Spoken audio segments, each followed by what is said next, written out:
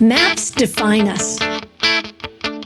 Imaginary lines that delineate neighborhoods. They speak to where we've been and who we are. But these old boundaries only show part of the picture. Here are the new maps of Brooklyn. These are the maps that tell the story of Brooklyn today. And this is what it's like to live on the grid.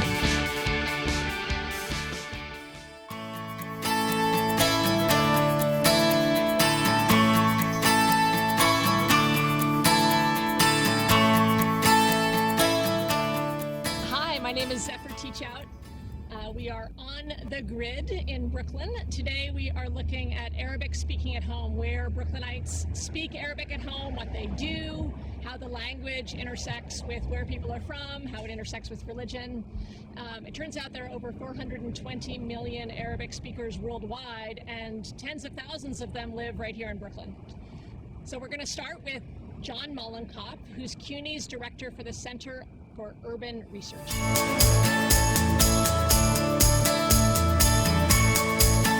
Good morning. Good morning. Great to see you. Great to be here in another interesting part of Brooklyn. Where are we? Well, the north end of Bay Ridge. Here's your map of the day. Thank you. What we're really trying to figure out today is where people speak Arabic at home, Right. but also where they're from. So where are most families that speak Arabic at home coming from originally? Well, mostly parts of the Middle East. According to the census, the places of birth of the foreign-born are Yemen being the first and Syria being the second, and Lebanon and Jordan and Palestine also being in the mix with smaller shares. But if you look at the ancestry question, it seems like a lot of people also came from Egypt. Mm-hmm. About a third of the Arabic-speaking household population here in Brooklyn was born in New York State. So there's a big second generation. Mm-hmm. And maybe a third generation, since people have been arriving for so long. The median year of arrival for the immigrants is 1983.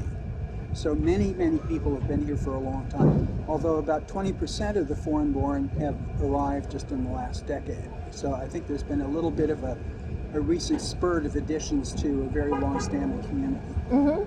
How much Arabic speaking at home would you see around the whole map of Brooklyn? Well, there are other little clusters. There's a very long-standing cluster along Atlantic Avenue and sort of Cobble Hill, Jekyll Gardens section. Sahadi's Market, you may have seen on Atlantic Avenue.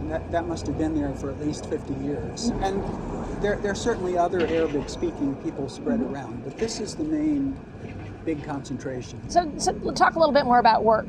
Can you give a portrait of this particular area in terms of where people work? People living in this community are more likely to be self-employed, as I said, and more likely to work in Brooklyn. What kind of self-employment?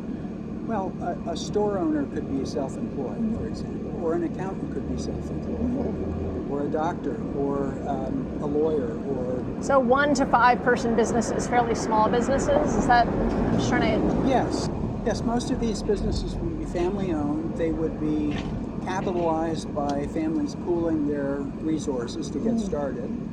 And they would be serving the community and, of course, other people who might be interested in having halal products or buying a gold necklace or whatever, which is way beyond just the Arabic-speaking community. Right. I come out here when I'm looking for Middle Eastern products for my cooking. Well, of course, most of the people from these countries are Muslims, but from certain countries, particularly like Lebanon, Jordan, and even among the Palestinians, there's a substantial number of Christians. In terms of a political profile, is it Democrat, Republican, or neither?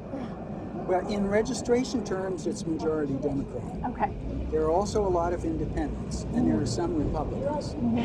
And I think that there are contested forces within the community about which way it wants to go politically. I forgot to ask the most basic question, which is how many people speak Arabic at home in Brooklyn?